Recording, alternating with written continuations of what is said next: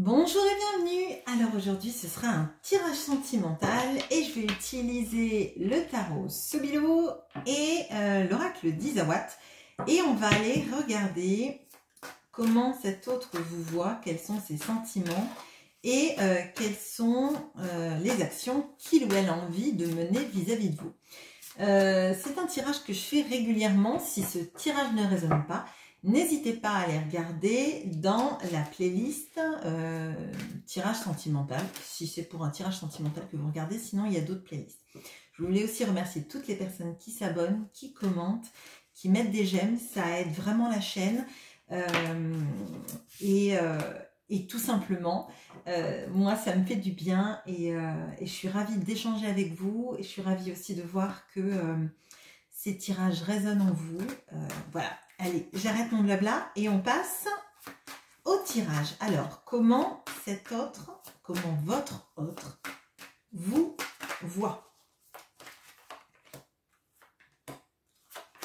Quels sont ses sentiments?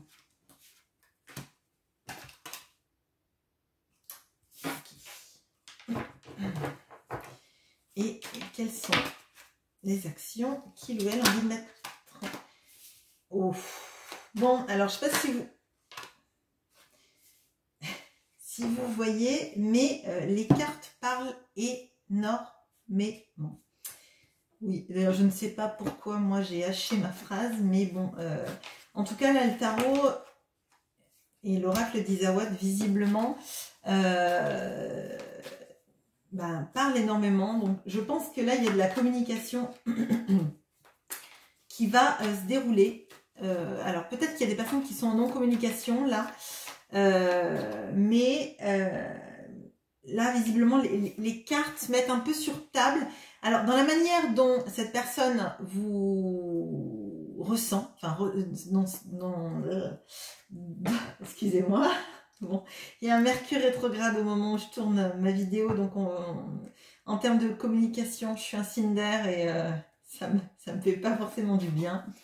Donc, dans la manière dont les sentiments de cette personne sont exprimés, là ils sont limpides, ils sortent.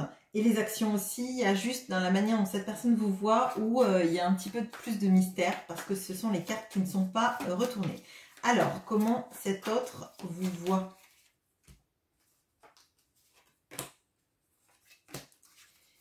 Quels sont ses sentiments?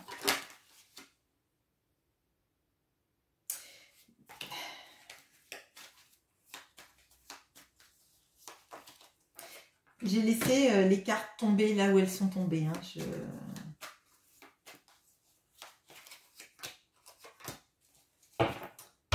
Mais quand je vous disais qu'il y a de la communication qui arrive ou qui est en train de se faire, ça sera le cas. Là, ça brille un petit peu, mais je vous montrerai les cartes, ne vous inquiétez pas. Alors, dans la manière dont cette personne vous voit.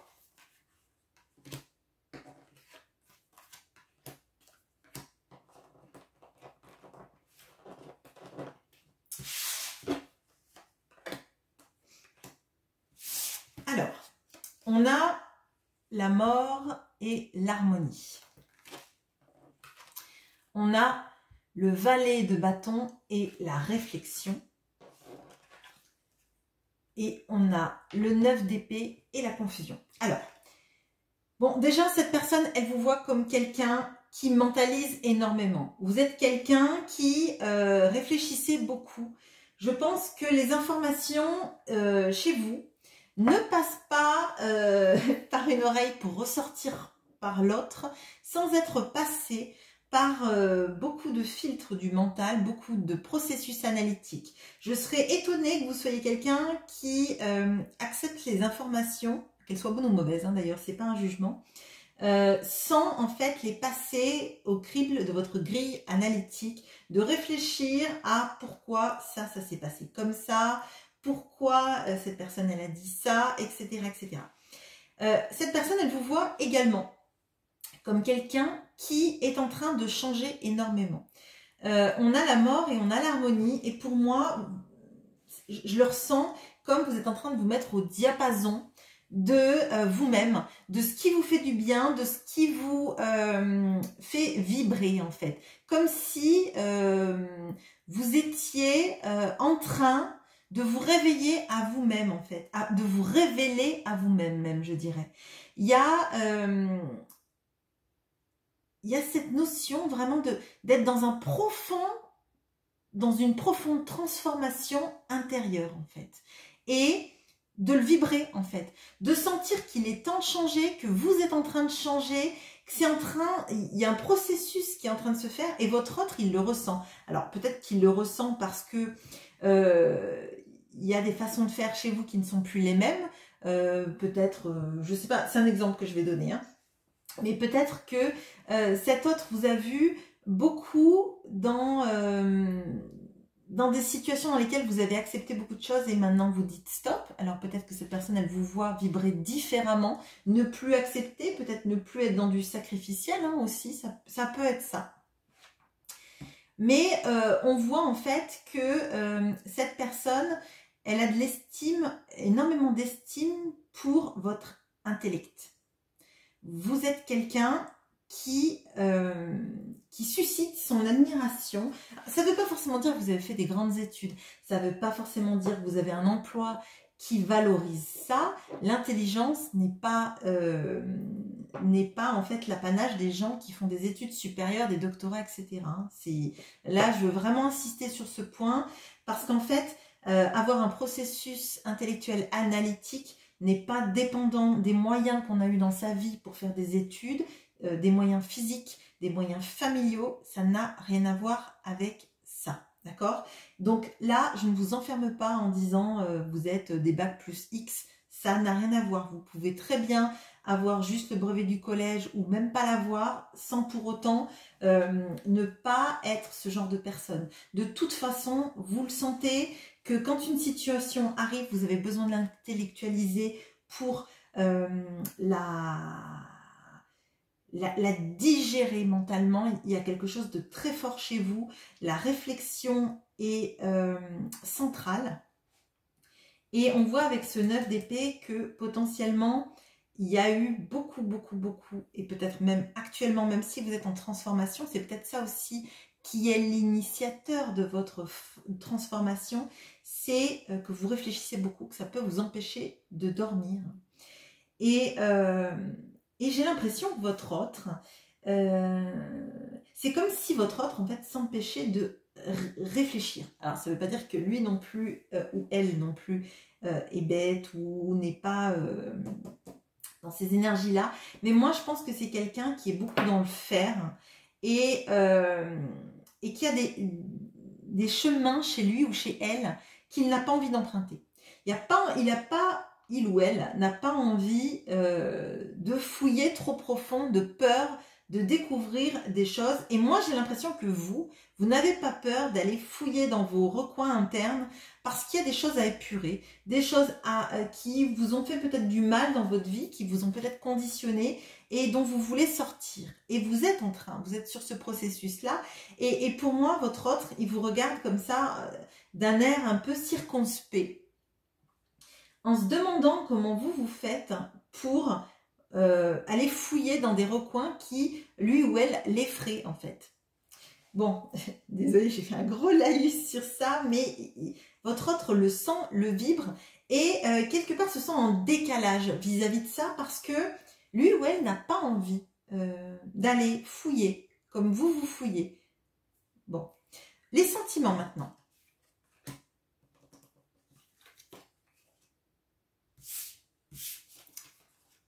Alors, on a le mat et la tribu. On a le 4 de bâton et le phénix. On a le valet d'épée et la route. Bon, alors, là, moi tout de suite ce que je vois, c'est cette sorte de miroir dans ce tirage des sentiments. Parce que, et je l'ai déjà dit dans un tirage, pour moi, la route, c'est en fait comme si on prenait la carte du fou et qu'on la regardait de derrière. Bon, elle est un peu plus habillée. Mais néanmoins, pour moi, c'est comme si on voyait donc ce personnage vu de dos, en fait, hein, qui part sur le chemin. Là, on voit que le fou, il est avec la tribu. Pour moi, là, il y a quelqu'un qui est dans une situation... Alors, c'est pas forcément une situation familiale, ça ne veut pas forcément dire qu'il y a une triangulaire dans l'histoire, mais ça peut vouloir dire que cette personne, elle est conditionnée par son entourage, par peut-être une sorte de dépendance une dépendance affective à son entourage qui fait qu'elle sait qu'à un moment donné, en restant conditionnée à ce que pense son entourage de comment elle va mener sa vie, ne va pas l'aider à avancer. On voit qu'elle a envie d'avancer parce que visiblement en centrale, on a le 4 de bâton qui représente l'engagement, qui représente une relation stable et épanouie, et on a le phénix. Et pour moi, là, c'est faire renaître un amour qui paraît mort ou qui paraît en grande difficulté vers un engagement. Mais cette personne, en fait, elle sait que ça va se jouer dans sa manière de se dégager de l'influence de son entourage sur elle-même. Et c'est pas forcément l'entourage qui est dans ses énergies de retenir, de faire du chantage affectif, etc. En tout cas, moi, je ne le sens pas comme ça. Je pense que c'est votre autre qui se met dans une dépendance à l'entourage, à se sentir responsable de son entourage, responsable de l'image qu'il ou elle reflète et ne se sent pas capable, en fait, de se détacher sereinement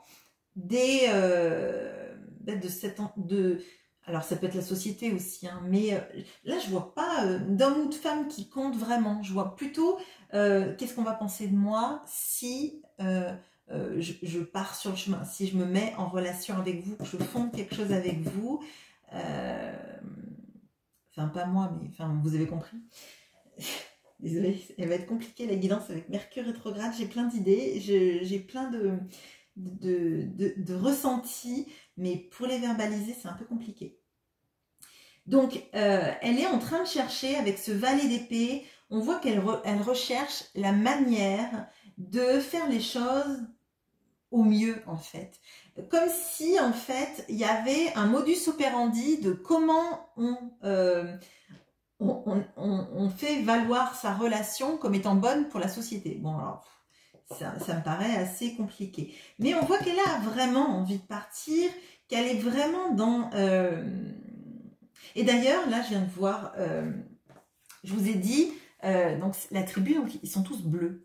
Et cette personne qui part, elle est bleue comme dans cette tribu, mais elle a des possessions. Et elle part avec ses possessions, donc avec son sac et ses bagages. Et donc, c'est un peu comme le fou, effectivement. Mais c'est comme si, en fait, elle restait membre de la tribu, on va dire, membre de son entourage, de son, on va dire, j'allais dire son carcan social, mais c'est un carcan social pour elle. Les autres, je les sens pas forcément dans le jugement, etc. J'ai l'impression en fait que votre autre se fait une image très forte de ce que vont penser les autres de lui ou elle, de comment il va ou elle va être jugée, sans pour autant que ça soit une réalité. Ce sont vraiment des peurs en fait, et des peurs de mal faire, des peurs d'être jugé, des peurs de ne pas arriver à présenter les choses de la bonne façon pour que ce soit accepté. Et pour autant, elle en a envie, parce qu'on voit, il y a quand même de cette notion de mouvement et de s'affranchir, mais de s'affranchir de la bonne manière. Et cette personne, par contre, quand je vous dis qu'elle ne veut pas trop y réfléchir, elle veut réfléchir par contre à quelque chose de concret, de comment faire accepter. Elle ne veut pas trop intérioriser, regarder ce qu'elle a à l'intérieur d'elle-même. Elle ne veut pas regarder, par exemple, pourquoi, en fait, peut-être vous lui plaisez autant ou elle vous aime autant, mais elle veut réfléchir à quelque chose de action-réaction, en fait. Trouver la solution intellectuelle de comment arriver à dire, ben voilà, je l'aime, je quitte tout pour elle, même si elle n'est pas de mon milieu, elle n'est pas de ma religion, ou il ou elle, hein, enfin, adapté, je suis désolée, mais c'est compliqué de toujours dire il ou elle, en fait, c'est votre autre, quoi. Peut-être cette personne a moins d'argent, peut-être que elle n'est pas du même niveau social, ou peut-être qu'elle gagne bien plus d'argent que moi, etc., etc., etc. Ou peut-être qu'elle ne veut pas d'enfants alors que toute ma famille me pousse à avoir des enfants avant 40 ans, etc., etc. Vous voyez hein, l'image.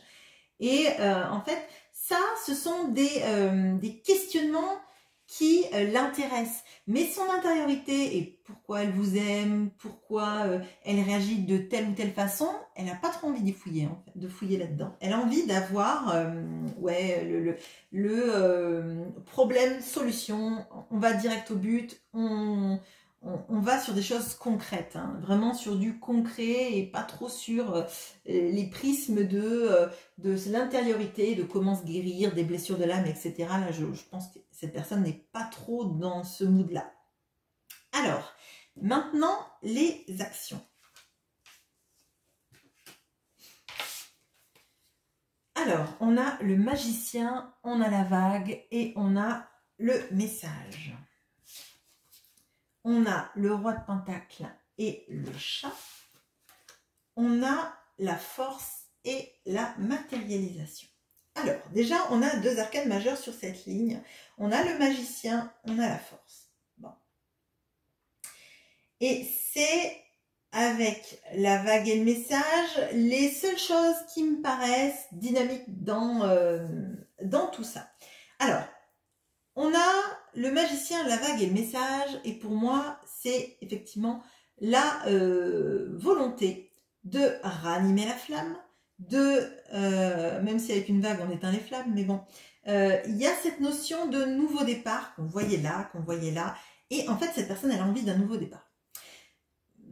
Par contre, moi, de ce que je ressens, cette personne, elle a envie d'un nouveau départ avec vous, mais ça passe pas par du concret.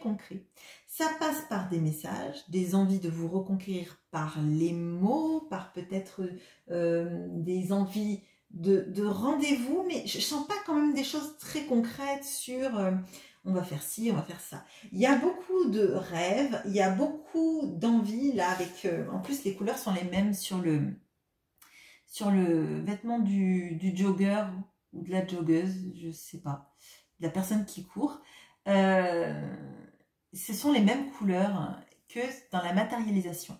Et pour moi, cette personne, elle a envie d'avoir la force que, en fait, c'est une sorte de loi d'attraction.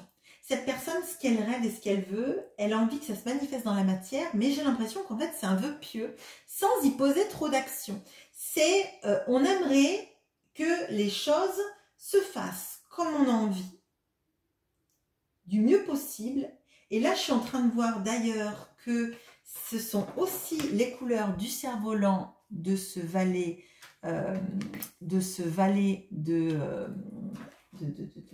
d'épée. Où je vous disais, en fait, cette personne, elle cherche dans le concret les arguments qui vont faire mouche vis-à-vis de son entourage, si jamais, pour dire qu'elle a envie d'être avec vous, etc. Et d'ailleurs aussi, ce sont les couleurs du phénix. Et pour moi, là, il y a cette envie, en fait, que avec la loi de l'attraction, alors je ne sais pas si cette personne, elle connaît les mécanismes de la loi de l'attraction, hein, mais peut-être qu'elle en connaît les basiques ou l'idée, en fait, de ce que je veux, je l'obtiens. Alors, pour moi, ça ne marche pas comme ça. Si on ne lance pas d'action, on peut bien rêver qu'on gagne au loto. Si on ne joue pas la grille, on ne gagnera pas. Alors, désolée pour les personnes qui n'aiment pas les métaphores, pour les personnes qui acceptent les petites métaphores que je fais, eh bien, merci à vous. Voilà. Mais pour moi, en fait, c'est comme si elle rêvait que sa vie ne soit pas la même, que tout se résolve par magie, mais sans poser forcément d'action. Parce qu'on voit qu'en centrale, on a ce roi de pentacle et on a le confort.